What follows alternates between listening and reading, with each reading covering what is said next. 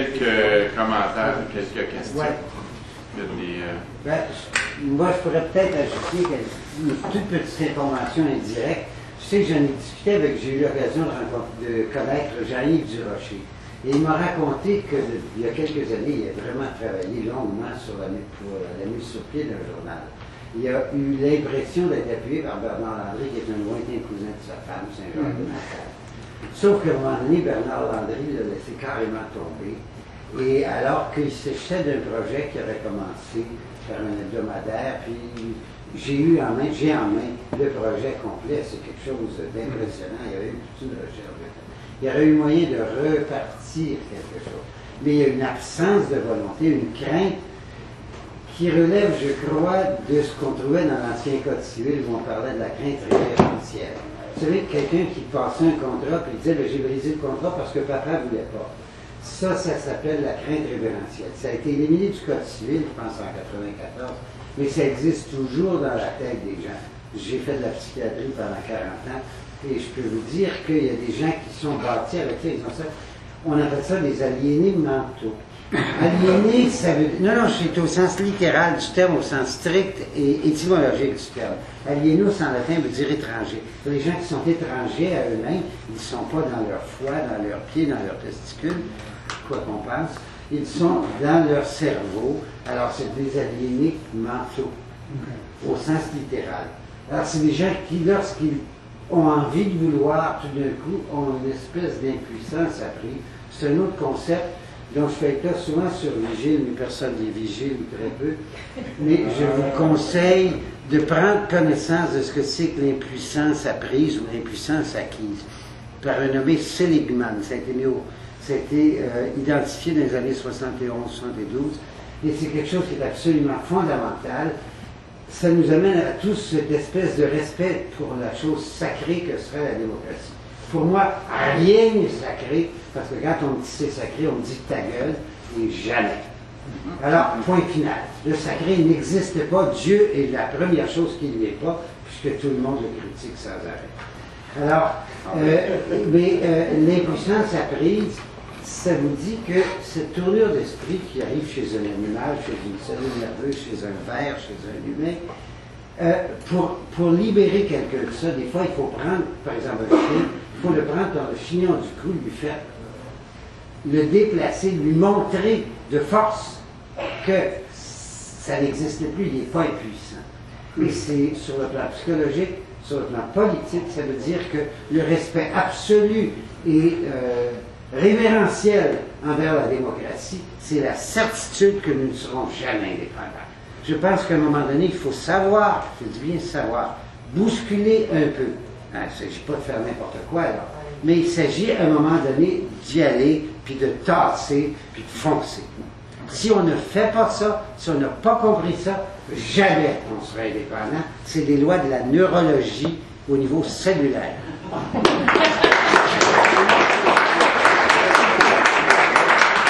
Oui, madame? Non, madame, elle veut ensuite. Il y a eu, moi je pense en fait répondre à monsieur qu'il y a une espèce aussi de fascination vis-à-vis du monde des affaires. Alors, tu sais, quand on dit pourquoi est-ce que les souverainistes, dans le fond, n'ont pas été plus fermes sur cette question-là, il y a aussi qu'à un moment donné, on s'est avéré très affairiste aussi dans notre recrutement aussi de politiciens. Alors, on allait chercher des gens qui étaient dans le monde des affaires, et c'est normal que cette culture-là, finalement, se transporte aussi chez les politiciens. Mais bon, la question que je voulais poser, ça c'était juste un commentaire. M. Nadeau, lors de son entrevue à M. Dutrisac, a mentionné le serment de discrétion. Le serment de discrétion que les gens qui travaillent pour monsieur, pour l'Empire, dans le fond, Jessica, doivent faire. Est-ce que vous pensez que ça joue un rôle dans l'espèce de tabou qui existe justement dans les médias, du fait qu'on n'en parle pas, de ce phénomène des marais, l'empire financier des marais? Moi, je suis sûr de ça, sur la nature au sein de l'entreprise, du silence, puis on rentre en communauté, je pense que c'est tout à fait vrai. quelqu'un, un homme qui l'avait côtoyé, puis avait fait affaire avec lui, m'a dit que Paul Desmarais a toutes sortes de façons de compromettre des gens. Puis, parce que, je veux dire, les gens, ils veulent être vus à Sagard. Les gens, ils veulent être invités.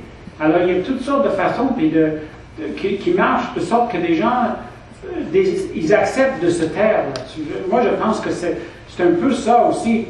Et je pense qu'on s'est leurré sur la nature québécoise parce qu'il était francophone. On s'est leurré sur cet aspect-là. On pensait, bon, ben, il va venir à embrasser cette idée-là. Je pense qu'on s'est leurré là-dessus. Et on n'a pas aussi. Je pense que la crise actuelle va nous être utile dans ce sens-là, parce que une chose que je n'ai pas dit tout à l'heure, c'est que son idéologie est extrêmement à droite, hein. Pas extrême droite, mais c'est très conservateur. Son héros est Ronald Reagan. Non, mais il l'a dit en entrevue. Et il est très contre la fiscalité canadienne ou québécoise. Il disait tous les gens riches devraient aller aux États-Unis. Il a dit carrément.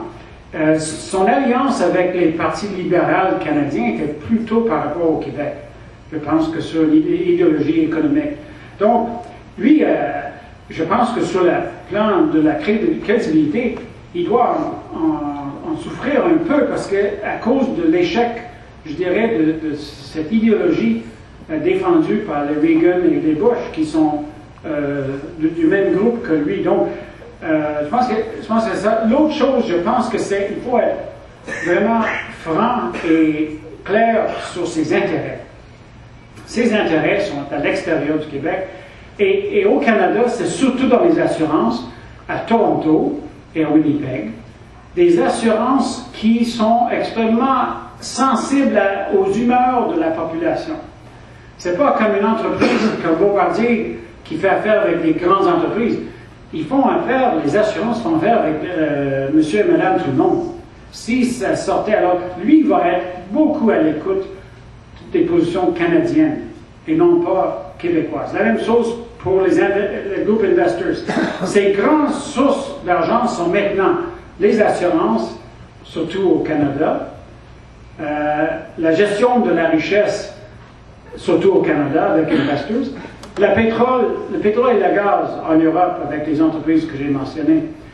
Alors, le Québec doit regarder ses intérêts et les identifier. Puis là, je pense que c'est de cette façon-là qu'on va dire, ben, je veux dire, quand on sort du portrait, on devrait avoir comme un comité de vigilance sur le rôle de Desmarais dans la politique et l'économie québécoise.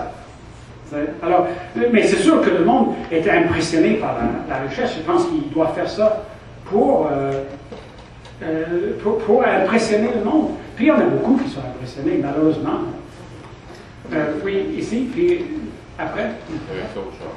Oui. Deux petites questions. Vous avez nommé Bombardier au début, là, rapidement. Si j'ai bien compris, la famille Bombardier et la famille Desmarais, c'est la même chose. Moi, je pense qu'on peut donner un certain crédit à des entrepreneurs, des gens qui partent, qui créent de la richesse, qui créent des entreprises et des nouveautés. On a quelqu'un de la communauté européenne a dit de son complice en Europe, Albert Frère, il dit, pour moi, c'est un prédateur, Albert Frère, qui a joué au Monopoly et il a réussi à se faire de l'argent. Il s'est accaparé de la richesse, il n'a pas créé de la richesse. Je dirais que dans le cas des Desmarais, c'est un peu dans ce même esprit-là. C'est lui qui l'a dit. Il n'a pas dit que je ne suis pas entrepreneur, mais il a dit je n'ai jamais créé rien à partir de zéro. Il s'est accaparé des richesses qui existaient. Bon, il les a gérées pour s'enrichir encore plus. Et chaque fois qu'il y avait une occasion, bien, il a vendu pour plus d'argent pour lui, pour investir ailleurs. Alors c'est différent un peu d'un vrai entrepreneur. La deuxième question. J'ai toujours remarqué qu'en Ontario, les Canadiens français en Ontario sont fondamentalement, radicalement contre l'indépendance du Québec. Tout à fait. Alors, ils ont préféré avoir un ami anglophone plutôt que s'allier à un ami indépendantiste québécois? Bon, ça c'est une question que Michel Nadeau, quand il a parlé de mon livre, il a dit c'est deux franco-ontariens. C'est ridicule. Je ne suis pas franco-ontarien, j'ai appris le français à 20 ans. Mais c'était sa façon de réduire toute l'argumentation, parce que j'ai tout un chapitre sur ce que c'est d'être franco-ontarien. Parce que je l'ai fréquenté, dans le Nord, j'ai fréquenté, c'est là que j'ai commencé à apprendre le français avec les franco-ontariens. Quand j'ai demandé à des gens bien placés au Québec, dans le mouvement souverainiste, mais pourquoi, parce qu'il avait côtoyé depuis 40 ans, pourquoi il n'a jamais embrassé le Québec? Les gens disaient carrément, ben c'est parce qu'il est colonisé. Mais je ne suis pas pour écrire, il est colonisé. Mais j'essaie d'analyser, de voir la situation, comment c'était à Sudbury, dans le nord de l'Ontario. Et la conclusion, c'est qu'il est un pur produit du règlement 17. Le règlement 17, c'est quand l'Ontario a banni le français dans l'éducation. En 1912, si je ne me trompe pas. Et ça n'a été rétabli que 20 ans plus tard, à peu près. Mais ça, c'est démarré mai en 27, où il parlait le français à la maison et l'anglais partout ailleurs. Et bon, il était traité comme les Italiens ou les Allemands, des autres comme ça. Vous avez une langue pour soi, chez soi. Alors, moi, je suis convaincu que c'est un peu, ça explique sa façon de voir le Canada. Et il dit, à un moment donné, dans la partie non censurée de son entrevue, il dit, mais le gars, le journaliste lui a posé la question, vous vous sentez québécois? Il dit, pourquoi vous posez la question? Alors là, il dit, ben, parce que vous êtes né en Ontario. Il dit, je suis québécois parce que je parle français, mais je suis ontarien aussi parce que je parle anglais. Tout, je veux dire, là c'est sorti, mais ils ont réécrit ça, là. Ils ont réécrit ça pour parler du million de francophones au Québec. Alors que, fondamentalement, le gars a dit, l'Ontario, c'est l'anglais. Au Québec, c'est en français. Donc, tu sais, sa réaction sur le vif, c'était ça. Mais, donc, lui, il devient un caméléon. Et il y en a beaucoup de monde comme ça. Puis, un auteur québécois, Jean Boutillette, qui a écrit un livre très intéressant en 1972, Le Canadien français et son double, où il analyse cette tendance-là. Puis, je pense que ça lui va à Paul Desmarais. Ça explique ça. Ok, Claude, puis ensuite, excuse-moi. Moi, ce que je trouve scandaleux, c'est que c'est Radio-Canada, comment ils t'ont traité sur l'affaire du Rwanda. Alors, on avait juste, j'ai écrit dans le quoi qu'on a eu ça que je disais la catégorie de personnes que Radio-Canada a, c'est une certaine classe moyenne qui ne peut pas écouter la radio privée parce que c'est pourri de commerciaux. Ces gens-là, absolument, sont assez sensibles à la question de l'indépendance. On s'arrange toujours pour montrer que ça ne viendra pas. Alors, il n'y a pas eu rien que toi, il y a eu Patrick Bourgeois avec son livre. On l'a encadré. D'abord, il est arrivé tout seul une fois, puis on dit non, il ne faut pas qu'il passe. Ils ont arrêté l'édition. Il y a de quoi arrêter au studio de Matane. Ils l'ont passé après, mais avec Marc Laurando qui disait il n'y a pas de Québec bâché ici. Ils sont gentils. Vous êtes trop absolus. Alors là, toi, c'est pareil, tu n'y vas pas. Tu ne passeras pas à tout le monde en parle. Parce que, justement, tu es nationaliste. Aujourd'hui, par exemple, il y a Daniel Dupuis-Derry, qui est anarchiste, qui a passé un petit éditorial dans le journal Alternative, qui est payé par Ottawa, une fois par semaine, une fois par mois, encadré dans le journal Le Devoir. Lui, il vient dire à tout le monde qu'il ne faut pas aller voter, c'est pas nécessaire. On moralise trop pour les gens qui ne vont pas voter. Alors, moi, ça me fait penser, quand j'ai commencé à Radio-Canada, il y avait une émission qui s'appelait De 9 à 5, de Marcel Dubé. Il avait mis un personnage, Hubert Loisel, qui arrivait dans un bureau, parce que ça se passait dans un bureau à Ottawa, donc quelque chose comme ça. Et il avait fait un séparatiste avec. Ils ont changé ça pour un syndicaliste. C'est pas dangereux. La même chose pour l'anarchisme de Daniel Dupuis-Derry, c'est pas dangereux. L'indépendance, c'est dangereux. Alors, puis la même chose que Rwanda, on s'aperçoit qu'il y avait pas mal de raison avec l'anglais qui devient la langue d'administration et des écoles au Rwanda, et ce qui se passe présentement au Congo. Mais moi, ça me fait rire un peu. Je veux dire, c'est ridicule. Cette histoire à Christiane Charette ou Michel Nadeau, d'abord, ça devait être toi, moi, Christiane Charette, et Michel Nadeau et Bernard Landry. Puis là, j'ouvre le journal, parce qu'ils avaient été vagues sur la date, puis finalement, j'étais pas invité. Puis ensuite, pour une raison ou une autre, Bernard Landry n'est pas allé. Alors là, non, il y avait juste Michel Nadeau. Et Michel Nadeau n'a pas dit qu'il est quand même à coquiner avec les démarrais. Ça ne veut pas dire qu'il est contrôlé, mais il n'a pas peur de les critiquer. Alors, je veux dire, c'est vraiment drôle, mais c'est drôle et désolant. Mais le contrôle de l'information au Québec, c'est une situation, à mon sens, qui est grave. Regarde un gars comme Robert Laplante. Il n'y a pas beaucoup de monde aussi articulé que Robert Laplante. Sur des sujets puis documentés, mais jamais ils vont inviter des gens qui n'ont pas étudié, ils vont donner leurs états d'âme. C'est vraiment... c'est la risée. Alors, je pense qu'il faudrait l'attaquer par la satire ou quelque chose, parce que ça ne donne rien de s'emporter avec eux, là.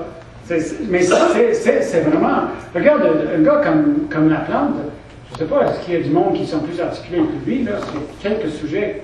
Tu sais, et alors, jamais, là, et on va une chance qu'il écrit, là, puis on a l'occasion de le lire. J'ai une question, en fait. Si on regarde présentement aux États-Unis, il y a un gros problème de ce qui est de la santé, hein, il n'y a pas de réseau public là-bas. Moi, j'ai un peu peur ici avec 600 000. Au Québec, jamais personne, moi, dans mon idée à moi, aucun Québécois n'accepterait que quelqu'un perde sa maison parce qu'il doit de l'argent à l'assurance. Power Corporation a Lifeco, la Great West, la Sun Life, il y a toutes les compagnies d'assurance. Je ne sais pas c'est quoi le pourcentage qui détient les compagnies d'assurance. C'est le plus gros au Canada. C'est la Great West, la London Life, Canada Life, je pense qu'il y a d'autres aussi, mais c'est le plus important au Canada. Il y a d'énormes intérêts là-dedans, d'énormes argent à aller chercher là-dedans. Présentement, le journal de la presse, tout le système GESCO complet n'arrête pas de dire, avec Hélène Desmarais, encore cette fille, ça brûle. Ça brûle, excusez-moi. Il n'arrête pas de dire que le système finalement privé, ça serait une bonne chose. Le gouvernement libéral, il a coupé à M. Couillard, il a coupé les jambes, il a défendu d'investir, dans le fond, en santé, pour que les Québécois il y ait une écœurante aiguë du système de la santé. Tout le monde est tanné. Pourquoi ils appellent ça un patient? Non, on sait c'est quoi. Mais je veux dire, présentement, le tapis est déroulé, cours de privé. C'est encore M. Desmarais qui va ramasser tout notre argent de santé. Vous voyez, il va falloir là-dessus. Moi, je ne veux pas qu'aucun Québécois un jour perde sa maison parce qu'il doit de l'argent à une compagnie d'assurance. Soyez allumés, s'il vous plaît. Vérifiez. Puis moi, je suggère aux Québécois de se détenir d'un système de services secrets québécois. Si on veut avoir un pays un jour, il va falloir être un peu plus brillant que ces gens-là. Okay? Ces gens-là ont de l'argent, ils sont extrêmement puissants. Okay? Moi, ça fait 3 ans que je me bats, je suis en mode actif, comme M. disait, il faut se battre. Je tasse des choses. Okay? Je suis présentement proactif. Okay? Je ne suis pas assis et j'attends. Mais c'est un gars qui a de l'argent. Il n'y a aucun libraire qui en a maintenant. Je vous dis. Alors, mon éditeur, là, je dis, est-ce qu'il a utilisé son plan B, là, ça veut dire les acheter tous? Il dit, lui, il ne voudrait pas que moi, je devienne milliardaire. C'est Michel Brûlé, là, ou moi. Tu sais, alors là, il en a fait imprimer, le mercredi, il va en avoir d'autres, mais il n'y en a aucun. Moi, je pense que le monde achète, ce qui serait très bien, mais s'il achète tout, lui, oui, on va en produire, là. On va faire aller l'économie québécoise, l'imprimeur, le transporteur, les écrivains. Il y a des cadeaux de Noël à faire. C'est ça.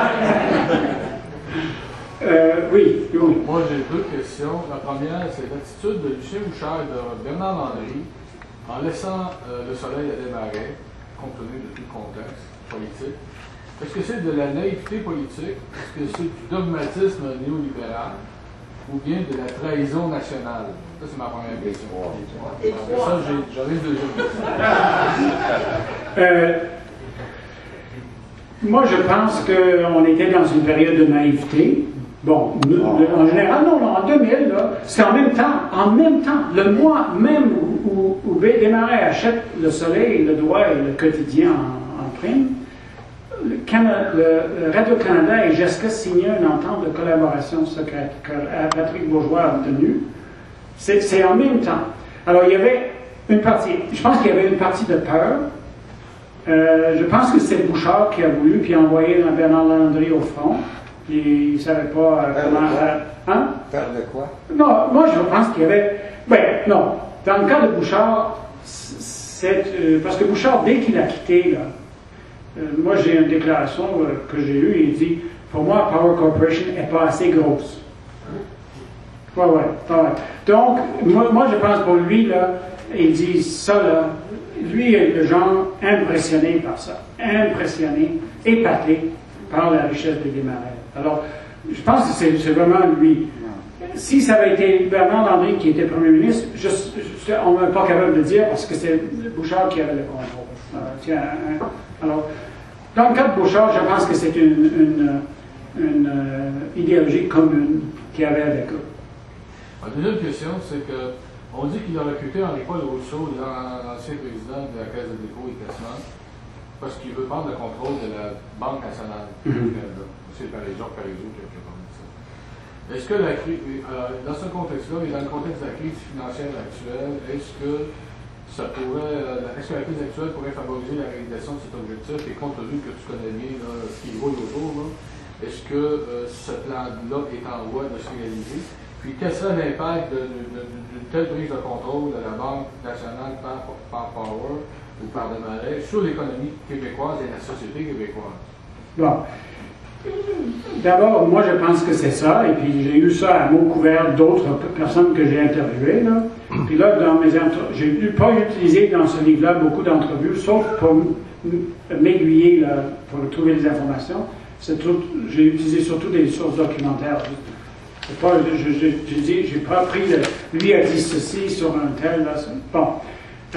Mais j'ai eu, c'est un peu ça qui a amené Desmarais à recruter Henri-Paul Rousseau. Et des gens, il y a certains gens d'affaires qui voient ça d'un bon œil. Donc, c'est préparons-nous qu'il va y avoir, et il faut qu'on se batte contre ça. Parce que les faits, et ça c'est une affaire de Newman. Newman a dit que les banquiers dans le système bancaire canadien, c'est un petit groupe. Et c'est eux qui décident qui va réussir en affaires, qui va aller de l'avant et qui va échouer en affaires. C'est des banquiers. C'est vraiment... les banquiers canadiens ont permis aussi à Paul Desmarais d'avancer. C'est la Banque Royale qui était la plus grosse, qui était attachée au Parti libéral, qui l'ont... Et les banques sont capables... C'était le cas à l'époque, et je pense que c'est encore le cas, les banques sont capables de dire qui va réussir et qui ne va pas réussir. Alors si Desmarais a déjà un certain contrôle sur des choses, mais la Banque nationale demeure, je pense que la banque des PME, et ça ne serait pas bien. Ça ne serait pas du tout bien pour l'économie québécoise. Pour les Québécois, que Power Corporation détient encore plus de pouvoir. Parce que, je veux dire, il peut décider, quelqu'un qui fait des choses un peu différentes, là, un peu nationaliste. Nationaliste, ou même, il veut contester le pouvoir, il veut contester certaines choses, le pouvoir de Desmarais. Puis si Desmarais est capable de lui serrer la vis, c'est pas simple, pas du tout. Donc, moi, je pense que l'autre soir, quand on a lancé le livre, M. Parizeau était venu au lancement, et là, il avait lu, là, je lui ai dit, je vais me donner à toute fin, je lui ai demandé de lire, il a lu, puis il m'a fait des suggestions, puis il a trouvé ça bien. Là, il a pris un exemplaire de plus, puis il dit, je vais donner ça à mon petit-fils qui a 18 ans.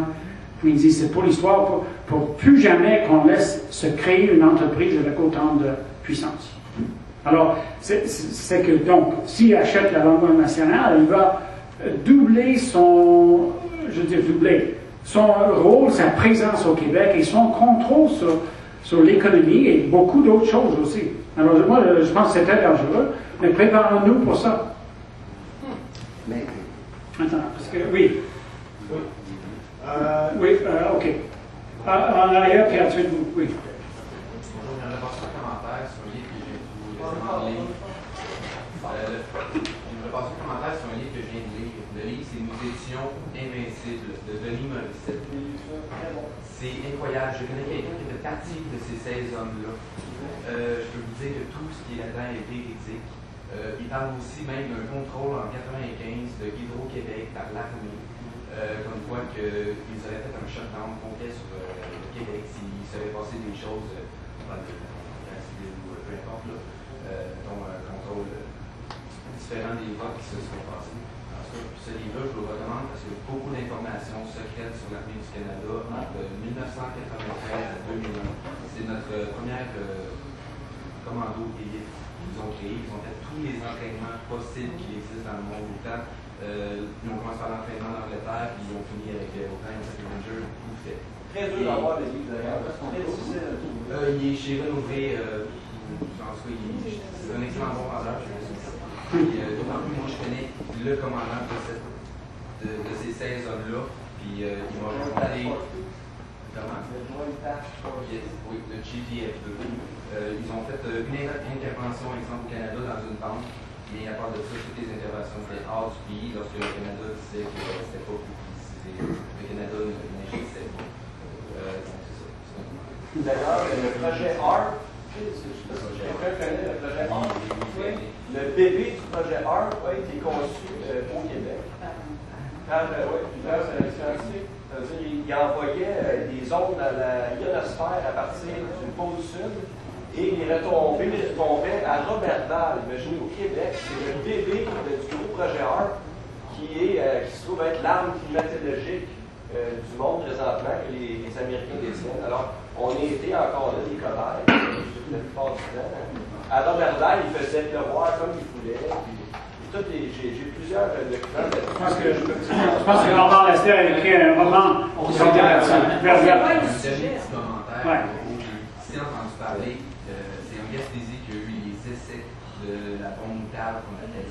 Il y a eu beaucoup de gens qui ont eu des cancers là-bas à cause qu'ils ont fait des essais d'une certaine pluie jaune. Ça s'est passé en Gaspésie. Oui, l'autre monsieur, oui. Oui, bien, je faisais ça comprendre. Vous disiez tout à l'heure que Desmarais, lui, il a eu de la misère à se faire des affinités du côté anglais. Et d'après vous, ça ne s'est pas amélioré. Je me suis pas. Oui, vous disiez à un moment donné, dans l'historique de Paul Desmarais, dans son ascension, qu'il a toujours été comme rebuté par le Canada anglais. D'après vous, c'est encore comme ça. Bien, encore, il faut le mesurer. Je pense que ce qu'on permet à un gars comme Paul Desmarais, c'est d'être lieutenant du Québec. C'est comme des coachs pour les équipes de hockey, là. On n'est pas, on lui donne pas la place canadien. Il va pas, il va avoir, on va lui reconnaître ça, mais je ne sais pas si c'est encore le cas maintenant, parce que là, il a pris la London Life puis Canada Life, mais quand les choses qu'il voulait prendre, puis même il était en conflit quand il a pris la London Life avec la Banque Royale, mais je pense qu'encore, en tout cas, il paraît que lui, il le dit tout le temps, je me suis battu contre l'establishment canadien. Donc, je pense que la raison pour laquelle il est allé en Europe et en Chine aussi, et ailleurs, c'est parce qu'au Canada, on lui barrait la route. Là. C'est le rôle que le Canada, l'establishment canadien, permet aux Canadiens français, c'est de jouer le rôle de lieutenant québécois, pour ne pas dire honnête. Moi, je suis convaincu que c'est encore le cas maintenant, je dirais. Si vous permettez, est-ce que votre concept de l'État des Marais, c'est pas justement de dire que lui, il ne veut rien savoir du Québec carrément? Puis le Canada anglais ne veut rien savoir de lui, elle est en train de se bâtir une patente avec tout ça. Ben, peut-être ils font. Je ne sais pas ce qui se passe dans sa tête, mais ses intérêts, là, c'est que maintenant, je pense que ça, c'est clair et net, ses intérêts sont dans les assurances. Donc, c'est pour ça qu'ils sont pour la privatisation de la santé. Les assurances au Canada et aussi avec les entreprises européennes, le pétrole et le gaz. Donc, ils vont fonctionner, ils vont être proches des conservateurs et, je veux dire, ils fonctionnent selon leurs intérêts. Alors, est-ce que le Canada... je pense que c'est un constat qu'on fait, c'est que le Canada refuse, et il y a des livres là-dessus, et c'est la principale raison pour laquelle, sur le plan économique, le Québec devrait être indépendant, parce que à ce moment-là, là, vous jouez égal à égal avec des Américains, des Canadiens, des Français. Et là, actuel, lui, il va jouer le gros poisson dans les temps québécois, mais il n'est pas si grand que ça. C'est que il a eu, Scott, la Caisse l'a aidé beaucoup. La Caisse l'a aidé beaucoup. Et s'il n'avait pas eu l'aide de la Caisse, il aurait fallu qu'il aille aux États-Unis. Il était moins bienvenu. Il aurait fallu qu'il aille à Toronto. Donc, mais le problème, c'est qu'il n'a jamais vu que ses vrais alliés étaient au Québec. C'est ça. C'est comme le dans le fond, est-ce qu'il n'est pas en train de convoiter la souveraineté du Québec, Oh. Non. J'ai au-dessus de toutes ces choses-là. Oui, non, mais attends, parce que il y a deux autres questions. Oui. Moi, j'en ai deux questions. La première, dans votre livre, est-ce que vous parlez parce que là, j'ai appris ça dernièrement, je me demandais, les Desmarais, du coup de Sandrine, je ne sais pas lequel, il y en a un qui siège au Council on Foreign Relations, il y en a un autre qui siège à la Commission trilatérale. C'est toutes ces organismes. Est-ce que vous parlez aussi de ces organismes de Carlyle Group, sont liés aussi au Carlyle Group? Non, je ne parle pas trop de ça. Je sais qu'il fréquente ces gens et ces organismes-là, il fréquente ça. Moi, je suis moins porté sur ce genre de milieu et puis de l'importance de ça. Je suis vraiment...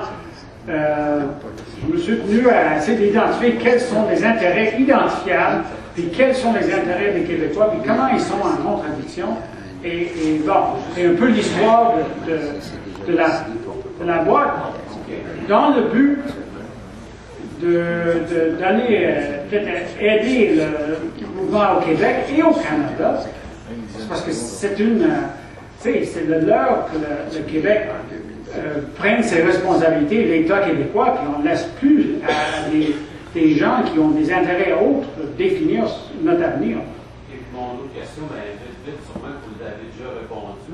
Moi, je me demandais, c'est quoi qui fait qu'un Ontarien anglophone comme vous a embrassé cette cause-là? Mais moi, je suis arrivé au Québec en 1974, en arrivant de l'Afrique, qui venait d'avoir son indépendance. J'ai connu le Québec d'abord quand j'étais en Afrique, par les Québécois. Je suis arrivé ici lors de la montée du mouvement souverainiste et on m'a convaincu. C'est aussi simple que ça. Puis les idées indépendantistes, c'est de relève de la politique et non pas de la génétique. Alors c'est que si j'avais été... Non! C'est l'exemple de Michel Nadeau qui dit... Moi, je le connais, là, même Michel Nadeau. J'ai dit qu'il vient du Nord-Ontario. Il lui a conclu que j'ai dû être franco-ontarien, mais c'est lui qui se faut voir, parce que c'est lui qui... Puis lui est supposément souverainiste. Mais celui, il manque de confiance dans l'idée. L'idée de la souveraineté du Québec, tout le monde peut l'embrasser.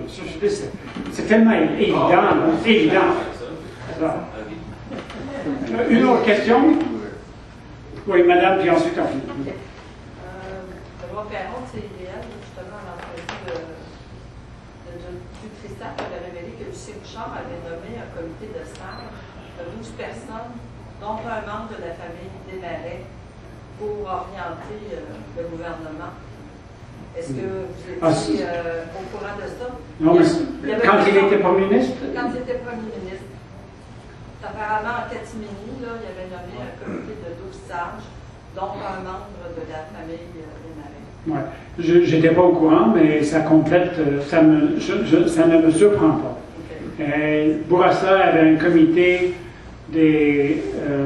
également, quand il était avec toute son puissance du Nord, l'électricité du Nord qui voulait envoyer aux États-Unis, alors les Desmarais étaient là-dedans. J'étais à Hydro à cette époque-là, puis le monde Desmarais. Puis Desmarais avait une relation, ça c'est juste une anecdote, un de mes amis à Hydro devait organiser ses rencontres avec le comité de sages. Puis ça se tenait où? Au Ritz-Carlton. Alors là, ils arrivaient, puis Desmarais était toujours là dans le coin de sa place. Puis Bourassa arrivait. Il démarrait, il ne se levait pas. C'est lui qui avait l'ascendant sur le... Je dis, mon ami qui regardait ça, ça n'avait pas d'allure. Lui, il reste là comme ça, et c'est Bourassa qui va aller donner la main. C'est quasiment la baise-main. Alors, en tout cas, juste pour dire le rôle et comment lui s'organise pour avoir le dessus dans ces choses-là. La toile des marais. Une toile d'araignée. Bon, alors j'ai une bonne nouvelle. Il y a 83 ans, puis il dort avec un revolver sur son oreiller.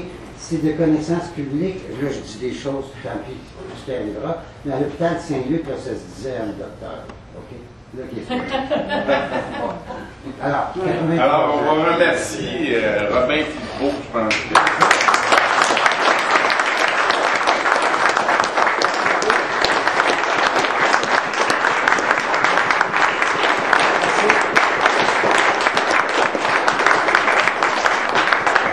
Merci de votre participation. Je pense que la meilleure façon de réagir à ça, c'est de militer puis d'agir. Alors, c'est ce qu'on va faire de plus en plus. La presse, l'Empire, Jessica, je pense qu'éventuellement, on va peut-être être obligé de s'organiser un peu plus. La prochaine conférence est pas jeudi prochain, mais le jeudi suivant, le 13 novembre. Ça va être Christian Dufour qui a écrit récemment un livre qui s'intitule « Les Québécois et l'anglais, le retour du mouton ». Alors, on vous souhaite une bonne fin de soirée et on se revoit le 13 novembre. Merci. Une douzaine de livres à vendre. À part ça, ça va être mercredi prochain chez le libraire.